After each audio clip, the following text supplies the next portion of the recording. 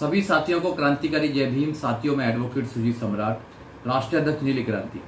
साथियों, फिर आपके बीच में आज एक नए मुद्दे को लेकर है। नया मुद्दा है राम मंदिर का। आज 5 अगस्त 2020 को अयोध्या के अंदर राम मंदिर का उद्घाटन किया गया और उद्घाटन में देश के प्रधानमंत्री गए और प्रधानमंत्री ने साबित कर दिया कि प्रधानमंत्री सिर्फ हिंदुओं के प्रधानमंत्री हैं, क्योंकि भारत का संविधान ये कहता है कि जो देश है वो सेकुलर स्टेट है और जब सेकुलर स्टेट होता है तो कोई भी सरकार का धर्म नहीं होता है। जब कोई व्यक्ति संवैधानिक पद पर बैठा हो और प्रधानमंत्री जैसे पद पर बैठा हुआ हो तो उनको सोचना चाहिए कि वो किसी धर्म को भी प्रमोट नहीं कर सकते हैं।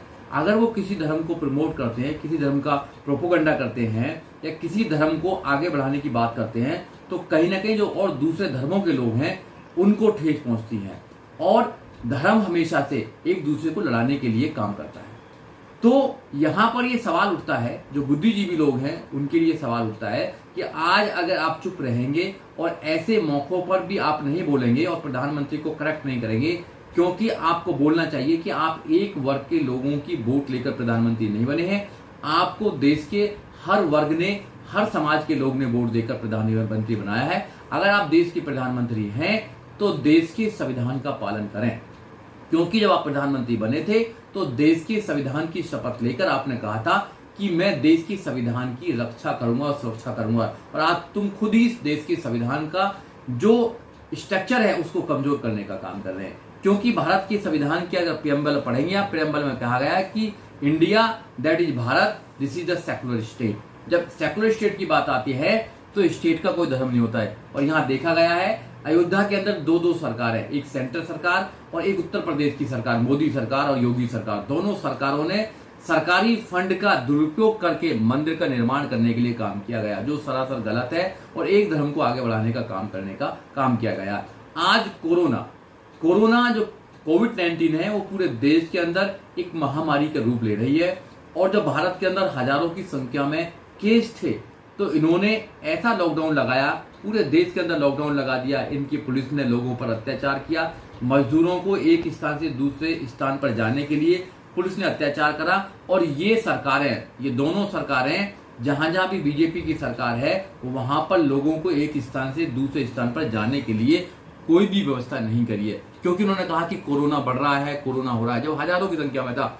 आज लगभग 2 मिलियन केस हैं, 20 लाख केस हो चुके हैं। और हमारा एक आइडिया है, जैसे कि कोरोना की स्थिति बढ़ रही है, कोरोना की स्पीड बढ़ रही है, लगभग 1 करोड़ लोग कोरोना से पीड़ित हो सकते हैं भारत के अंदर, क्योंकि लगातार बढ़ रहा है। और कल बीते एक दिन में 50,000 नए कोरोना के केस आए हैं। ये जो रफ्तार बढ़ रही है पूरे देश के अंदर, ये गलत नीति है, सरकार की गलत नीति होने के नाते सरकार ने धर्म के नाम पर ऐसे लोगों को मतलब इकट्ठा कर लिया है कि वहां से वो कोरोना को फैलाने का काम करेंगे। आज ये बीमारी में कोई अपना त्योहार नहीं मना रहा है, ईद नहीं मनाई गई, बहुत सारे काम नहीं किए गए। तो इस ऐसी बीमारी के वक्त में राम मंदिर का निर्माण करना, राम मंदिर का उद्घाटन करना, ये अपने आप में दिखाता है कि कहीं ना कहीं जो सरकारें हैं वो संवेदनशील नहीं है।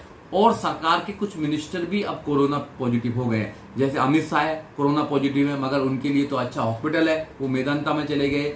धर्मेंद्र प्रधान भी कोरोना पॉजिटिव हो गए, वो भी मेदांता हॉस्पिटल चले गए। उत्तर प्रदेश के जो अध्यक्ष है बीजेपी के, वो भी कोरोना पॉजिटिव हो गए, वो भी अच्छे हॉस्पिटल में चले गए। उत्तर प्रदेश की एक दलित महिला थी जो एमएलए थी और मिनिस्टर भी थी, वो कोरोना पॉजिटिव हो गई, मगर उनकी मृत्यु हो गई है। मृत्यु होने के बाद में उनको बताया गया कि कोरोना पॉजिटिव हो गया, क्योंकि उनको अच्छा इलाज नहीं मिला, उत्तर प्रदेश में अच्छा इलाज नहीं मिला।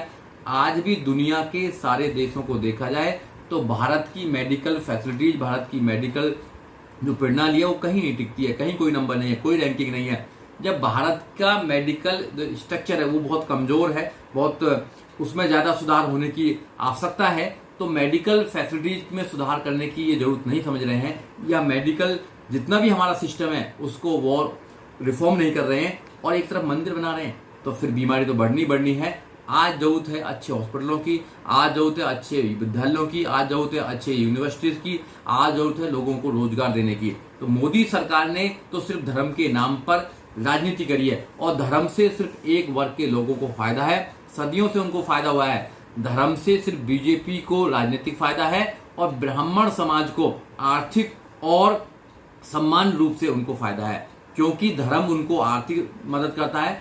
वो एक मंदिर बनाते हैं। मैं मंदिर को आस्था के प्रतीक के साथ साथ में मैं मंदिर को एक ऐसा स्थान में देखता हूँ जहां पर एक बहुत बड़ी एक कंपनी बनाई जाती है, उसमें कुछ डायरेक्टर होते हैं। जैसे अब उनको एक ट्रस्ट बनाई गई है, ट्रस्ट में 15 ट्रस्टी हैं जिनमें एक ही वर्ग के लोग हैं, और उन लोगों में वो सब ट्रस्टी हैं, वो सब उसकी देखभाल करेंगे, मंदिर निर्माण की देखभाल करेंगे। और उसमें जितना भी दान आएगा, दान दक्षिणा आएगी जो हजारों लाखों लोग हजारों सालों तक देंगे, वो दान उन लोगों में ही बटेगा, ट्रस्ट के नाम बटेगा। उनके बच्चे उसी पैसे से विदेश में पढ़ के आएंगे और विदेश में पढ़कर वो यहाँ पर राजनीति करेंगे, अच्छी अच्छी पोस्टों बैठेंगे, और जो पैसा है वो राजनीतिक पार्टी को दिया जाएगा। आपने देखा कि पूरा देश, कोरोना काल हो या नोटबंदी हो, पूरा देश हाहाकार मचा, पूरे देश में मचा हुआ है। हर आदमी पैसे के लिए और अपने संसाधनों के लिए परेशान है कि मैं अपने बच्चों को खाना कैसे खिलाऊंगा।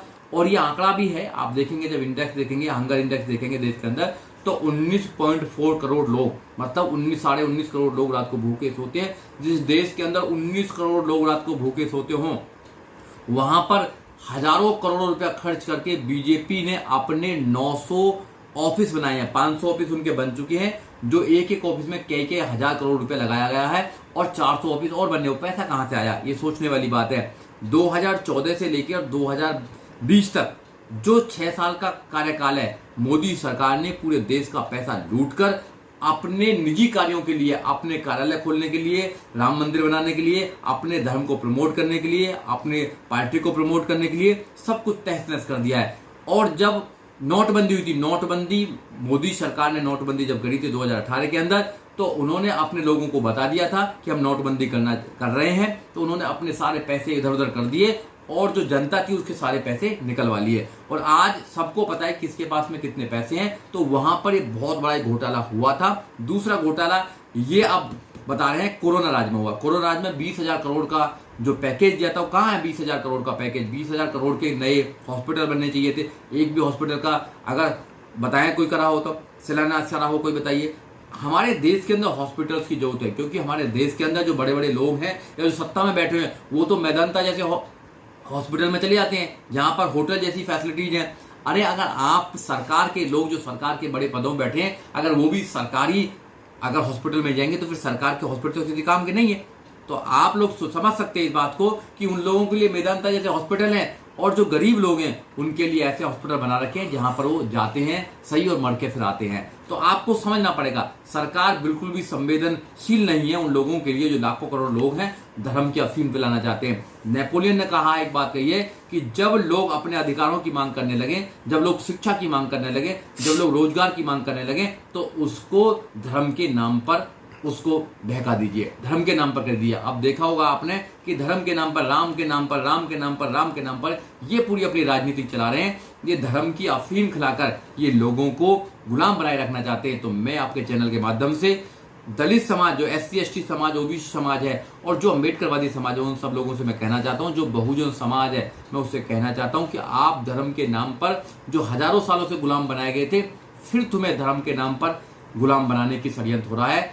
आप धर्म के नाम पर गुलाम ना बने, आप अपने बच्चों के अधिकारों की डिमांड करें। सरकार से पूछें कि मेरे बच्चों के लिए अच्छी एजुकेशन कहाँ है, जो फंडामेंटल राइट्स है, मेरे बच्चों के लिए अच्छा रोजगार कहाँ है, जो फंडामेंटल राइट्स है, मेरे बच्चों के लिए अच्छी जो स्वास्थ्य सेवाएं वो कहाँ है, स्वास्थ्य सेवाएं अच्छी कहाँ है, रोटी कपड़ा और मकान जो सरकार नहीं दे पाई आप लोगों को, वो सरकार किसी काम की नहीं है। ऐसी सरकार को तो उखाड़ कर फेंकना चाहिए।